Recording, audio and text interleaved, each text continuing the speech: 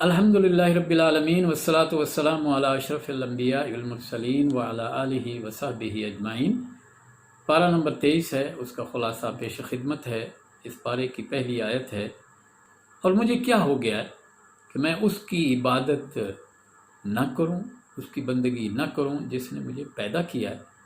और तुम्हें भी उसी की तरफ पलट के जाना है। ये सूरह यासीन की आयत है, और सूरह यासीन के बारे में अल्लाह के रसूल ने फरमाया कि तुम मरने वालों को इकराऊ अला मौताकुम, अपने मरने वालों को जब वो मरने के करीब हों तो ये सूरत उनको पढ़ के सुनाया करो। दरअसल साहिब तफ़हीम कुरान ने इसमें ये बात की है कि सूरह यासीन, इसके अंदर इस दुनिया के वो मराहिल जो इंसान तय करता है ज़िंदगी गुजारते हुए, और फिर उसके बाद जो अगले मराहिल हैं उनका भी जिक्र है, इसलिए उसको ये पढ़ के सुना दो। अगर अरबी में वो नहीं समझता तो उर्दू पढ़ के सुना दो। तो दरअसल ये एक मंज़र सूरह यासीन बयान करती है जिसमें 3 अंबिया हैं, एक बस्ती में आते हैं, उनको तौहीद की दावत देते हैं, और फिर वो लोग उनको कहते हैं कि तुम नाउज़ बिल्लाह मनहूस हो और तुम ये दावत देना बंद करो, वरना हम तुम्हें जो है वो पत्थर मार मार के मार देंगे, हिलाक कर देंगे। और एक शख्स बहुत दूर से उन्हीं की बस्ती में से वो जो पीछे रह गया था वो भी पहुंचता है, वो उनकी दावत को सुनता है और वो उसी वक्त कबूल कर लेता है, और वो फिर उनका साथ देने के लिए साथ खड़ा हो जाता है। और वो ये कहता है उस वक्त बस्ती वालों को मुखातब करके कि मैं क्यों ना उसकी बंदगी करूं जिसने मुझे पैदा किया। अब गोया कि वो भी एक दाई की हैसियत से उन 3 पैगंबरों के साथ शामिल हो जाता है, और वो कहता है कि तुम्हें भी उसी की तरफ पलट कर लौट जाना है। और फिर वो कहता है कि तुम कान खोल कर सुनो, मैं इन्नी आमनतु बिरब्बिकुम, मैं तो अपने रब पर ईमान ले आया हूँ, तुम कान खोल कर सुन लो। और वो जिनको तुमने अपना माबूद बनाया है वो मेरे किसी काम के नहीं। ये बस्ती वाले गुस्से में उसको फ़ौरन जो है उसी वक्त वहीं कत्ल कर दे, शहीद कर देते हैं। वो जन्नत में चला जाता है, और अल्लाह ताला फरमाता है कि लदखुलुल जन्नह, मेरी जन्नत में दाखिल हो जा। और वहाँ जन्नत में पहुंचकर वो एक ख्वाहिश करता है कि वो वापस आए, और वो ये चाहता है कि अपनी कौम को ये बताए कि जिस दावत को मैंने कबूल किया है उसका मुझे अजर क्या मिला है, अल्लाह ताला ने मुझे क्या मकाम दिया है जन्नत में। और मैं अपनी या लैत कौमी यालमून, काश मेरी कौम को ये मालूम हो जाए। तो अल्लाह ताला ने फरमाया होगा कि अब तू वापस तो हम तुझे नहीं भेज सकते, तू दावत जो देना चाहता है, पैगाम मैसेज जो सूरह यासीन का वो यही है, जो देना चाहता है वो हम दे देते हैं। तो अल्लाह ताला ने ये उसके जो गुफ्तगू है वो यहाँ नकल कर दी है। तो गोया जन्नत में पहुँचने वाला भी ये ख्वाहिश कर रहा है कि अपने बस्ती वालों को वो मकाम बताए जो उसको मिल गया इस दावत के कबूल करने के नतीजे। फिर इस सूरत में ये भी एक मौजू बताया गया है कि क़यामत के दिन क्या होगा, कि उस दिन अल्लाह फरमाता है कि हम उनके मुंह के ऊपर मोहर लगा देंगे, और उस दिन उनके हाथ और पाँव बोलेंगे, और वो इंसान अपने हाथ और पाँव को मुखातब करेगा कि तुम भी आज मेरे ख़िलाफ़ गवाही दे रहे हो। तो वो कहेंगे क्यों नहीं, अल्लाह ने तेरे सपुर्द किया था, और आज वही हमसे ये गुफ्तगू करा रहा है। और इसी सूरत के अंदर फिर ये बात भी की गई है कि इंसान कहते हैं वदरब लना मसलन व नसिया खल्क, ये इंसान क्या इसकी औकात है, ये अपनी तख्लीक को भूल गया है, और ये हमें जो है वो कहानियाँ सुनाता है और मिसालें बयान करता है, और ये कहता है कि कैसे ज़िंदा कर दिया जाएगा इंसान को जबकि वो मट्टी हो जाएगा, आलियाँ जो हैं बुसीदा हो जाएंगी। तो अल्लाह ताला उसका जवाब देता है कि इसने कभी ये नहीं सोचा कि हमने पहली मर्तबा भी इसको पैदा किया है तो इसके बाद भी उसको पैदा कर सकते हैं। और आखिर सूरत की आखिरी आयत में अल्लाह ताला ने ये फरमाया है, पाक है वो जिसकी कुदरत में हर चीज़ है, मलकूत कुल्ल शै, और उसी की तरफ जो है वो पलट के जाना है। इसके बाद सूरह अस्साफ़ात है, और इस सूरत की इब्तिदा में जो है अल्लाह ताला ने फ़रिश्तों की कसम खाई है, और वो क्या है, 3 किस्म के। एक किस्म के वो फ़रिश्ते हैं जो सफ़ दर सफ़, कतार अंदर कतार वो अल्लाह के हुजूर खड़े होते हैं, उसकी तस्बीह बयान करते हैं। दूसरी किस्म के वो फ़रिश्ते हैं जो अल्लाह के नाफरमानों को डांटते हैं और डपटते हैं, मुजरमों और नाफरमानों को वो सख्ती से पेश आते हैं, सख्त गुफ्तगू करते हैं। اور تیسری قسم کہ وہ فرشتے ہیں کہ جو اللہ کی نصیحت سنانے کے لیے پیغمبروں پر بھی تعلیمات لاتے ہیں اور انسانوں تک بھی وہ پہنچاتے ہیں۔ حوادثات زمانہ کی شکل میں وہ جو امور کائنات کو اللہ تعالیٰ کی طرف ان کو تفویض کیا گیا ہے، وہ اس کو چلانے کے ذمہ دار ہیں، وہ ان لوگوں تک اللہ کی تعلیمات کو پہنچاتے ہیں، تو ان کی بھی اللہ تعالیٰ نے قسم کھائی ہے۔ اور یہاں شہاب ثاقب کی بات بھی کی گئی ہے کہ یہ جو مکے والے سمجھتے تھے کہ یہ جن جو ہیں یہ غیب کا علم جانتے ہیں اور اللہ کے آسمانوں کی خبریں لا سکتے ہیں، تو اللہ تعالیٰ نے فرمایا کہ ایسا نہیں ہے، جن جب بھی کوشش کرتے ہیں تو شہاب ثاقب جو ہے وہ ان کو جو ہے جلا کے رکھ دیتا ہے۔ اور آخر میں یہ بات کی گئی کہ تمہارا معبود صرف ایک ہی معبود ہے، اسی کی بندگی کرو۔ اور اس میں پھر یہ بتایا گیا ہے کہ جو جنت والے ہیں ان کو وہاں کیا کچھ ملنے والا ہے، اس کا ذکر اللہ تعالیٰ نے کیا ہے کہ وہاں ان کو پھل ملیں گے اور وہ ان کی بڑا ان کا مقام ہوگا، وہ عزت والے ہوں گے۔ باغات تو ایسے دیے جائیں گے جس میں بے شمار نعمتیں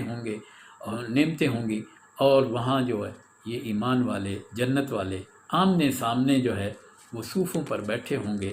تکیے لگائے، اور پھر وہاں ان کو حوریں ملیں گی جس کو نہ کبھی کسی جن نے چھوا ہوگا نہ کسی انسان نے پہلے چھوا ہوگا، اور وہ اتنی خوبصورت ہوں گی کہ ان کی جو آنکھیں ہیں وہ بڑی ہی چمکدار ہوں گی۔ پھر اس کے بعد حضرت ابراہیم علیہ السلام کی قربانیوں کا ذکر کیا گیا ہے۔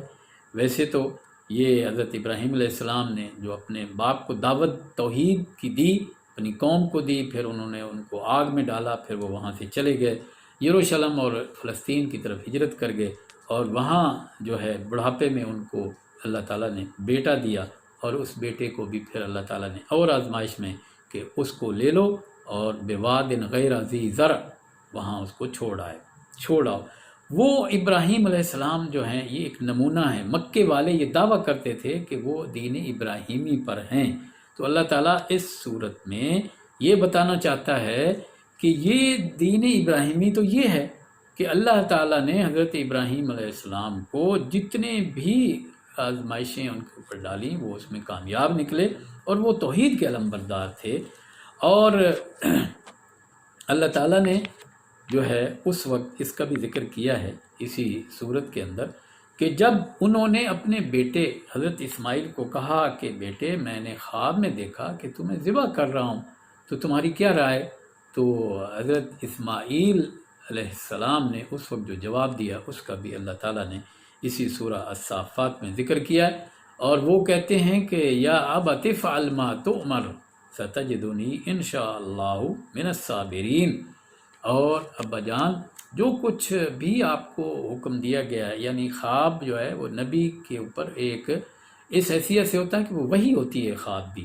تو حضرت اسماعیل علیہ السلام نے کہا کہ ابا جان کر گزریے جو آپ کو، جہاں تک میرا معاملہ ہے ستجدنی انشاء اللہ من الصابرین، تو مجھے آپ صبر کرنے والوں میں سے پائیں گے، میں فرما بردار رہوں گا۔ اور آخر میں اللہ تعالیٰ نے جو ہے اس بات کا مکے والوں کو یہ بتایا ہے کہ جس طرح ابراہیم علیہ السلام غالب آئے تھے، بالآخر ان کی قوم شکست کھا گئی، توحید کی دعوت انہوں نے قبول نہ کی اور اللہ نے ان کو تباہ کر دیا۔ تم بھی آج ہمارے اس نبی صلی اللہ علیہ وسلم کی دعوت کو قبول نہیں کرو گے تو تمہیں بھی اسی انجام سے دوچار ہونا پڑے گا۔ پھر اس کے بعد سورہ سعد ہے، اور اللہ تعالیٰ نے اس صورت کے اندر اس کا پس منظر جو ہے وہ اگر آپ کو بتایا جائے تو پھر یہ صورت سمجھنا آسان ہو جاتا ہے۔ اس کا ابو طالب جو حضور اکرم صلی اللہ علیہ وسلم کے چچا تھے اور کفیل بھی تھے اور ان کی بڑی سپورٹ کرتے تھے، ایک دفعہ مکے والے سارے مل کر ان کے پاس آئے اور ان سے کہا کہ دیکھیں یہ روز روز کے جو تمہارے بھتیجے نے ہر گھر کے اندر ایک فتنہ کھڑا کر دیا ہے، سارے خداؤں کو چھوڑنے کی بات کرتا ہے اور صرف ایک خدا کی بندگی کی بات کرتا ہے، اور یہ بھی کہ یہ تم مر جاؤ گے اور پھر دوبارہ اٹھائے جاؤ گے، یہ عقل میں آنے والی بات نہیں ہے، بہکی باتیں کرتا ہے۔ تو آپ ان کو سمجھائیں کہ یہ ہمارے خداؤں کو کچھ نہ کہے، چلیں ہم اس کے خدا کو کچھ نہیں کہیں گے۔ تو یہ بات انہوں نے کی، تو ابو طالب نے حضور اکرم صلی اللہ علیہ وسلم سے بلا کے کہا کہ بیٹے تمہاری قوم کے لوگ آئے، بڑے سردار آئے اور انہوں نے یہ بات کی ہے، تو کوئی ایسا کمپرومائز کر لو کہ تم ان کو کچھ نہ کہو، وہ تمہیں کچھ نہیں کہیں گے۔ تو یہ انہوں نے وہاں بات کی، لیکن یہ صورت یہ بتاتی ہے کہ وہ حضور اکرم صلی اللہ علیہ وسلم نے جو جواب دیا وہ تھا کہ چچا اگر میں اس چاند کو ایک ہاتھ پہ رکھ لوں اور میرے ہاتھ پر وہ چاند رکھ دیا جائے اور دوسرے ہاتھ پہ سورج رکھ لیا جائے، تب بھی میں اس دعوت توحید اور دعوت ایمان بالآخرہ اور یقین بالآخرہ جو ہے، اور میں اپنے نبی کی رسالت پر ان کو ایمان لانے کی دعوت کر دے رہا ہوں، اس سے بعد نہیں آؤں گا۔ یا میں کامیاب ہو جاؤں گا، میری دعوت بھی کامیاب ہو جائے گی، یا پھر یہ ہے کہ میں اس راستے میں جان دے دوں۔ دیکھیے یہ وہ موقف ہے جو حضور اکرم صلی اللہ علیہ وسلم نے ابو طالب کو بتایا، اور ابو طالب نے سرداروں کو بتایا، اور سردار یہاں یہ آیت بتاتی ہے کہ وہ اپنے اس تکبر اور ضد اور گھمنڈ میں وہ وہاں سے مڑ کے اٹھے اور چلے گئے، اور یہاں جو ہے قرآن کی اللہ تعالیٰ نے قسم کھائی ہے کہ قرآن تو ایک نصیحت ہے، وہ ان کو وہی کچھ بتا رہا ہے جو حضرت ابراہیم علیہ السلام نے اپنی قوم کو بتایا تھا، اور پھر وہی تفصیل ہے۔ اس کے بعد 9 رسولوں کا ذکر کیا گیا ہے، اور ان کی جو دعوت وہی توحید اور رسالت اور آخرت ہے،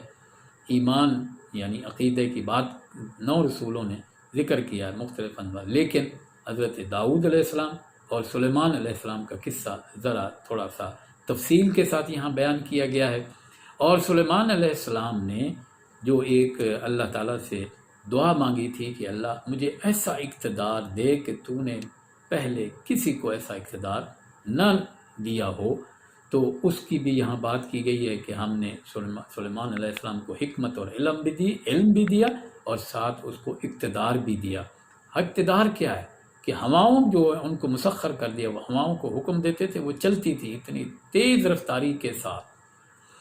تو پھر اس کے بعد آخر میں جو ہے ایک قصہ ہے آدم اور ابلیس کا جو ہے وہ بیان کیا گیا ہے۔ دراصل سورہ صاد کے اندر مکے والوں کو یہ سنانا مقصود تھا کہ ابلیس نے اسی طرح آدم علیہ السلام کی سپرمیسی کو تسلیم کرنے سے ضد اور تکبر کی بنیاد پر انکار کیا تھا، اور آدم علیہ السلام نے اپنی غلطی کے باوجود جو ہے اللہ کے توبہ کی، اور اللہ نے اس توبہ کو قبول کر لیا، اور آدم علیہ السلام کو جو اس توبہ کے نتیجے میں مقام ملا، شیطان اس کے اوپر سڑ کے رہ گیا، وہ تکبر کی وجہ سے۔ اس نے کہا کہ مجھے آگ سے پیدا کیا اور اس کو مٹی سے، اور پھر یہ جو حسد اور تکبر تھا وہ اس کو جو ہے اس توبہ کی طرف نہ لا سکا۔ مکے والوں کو یہ باور کرایا گیا ہے کہ جس طرح آدم علیہ السلام کا مقام اللہ کے ہاں بلند ہوا، وہ مکے والوں تم بھی اسی تکبر اور اسی حسد کے اندر مبتلا ہو، تم بھی تباہ ہو جاؤ گے، اور مقام ہمارے نبی کا جس طرح حضرت آدم علیہ السلام کا مقام بلند رہا، اسی طرح ہمارے نبی کا مقام بھی بلند ہوگا۔ ایک دن آئے گا کہ اس زمین پر اللہ کے دین کا غلبہ ہو جائے گا، اور جس انجام سے ابلیس دوچار ہوا ہے تم بھی اسی انجام سے دوچار ہوگے، یہ لازمن ہے۔ تو اس طرح سورہ صاد جو ہے اس کا یہ خلاصہ ہے، اور آگے جو سورہ زمر آ رہی ہے اس کا ہم جو ہے وہ کل اس کا خلاصہ اور اس کا پس منظر بیان کریں گے۔ تو آخر دعوانا الحمدللہ رب العالمین۔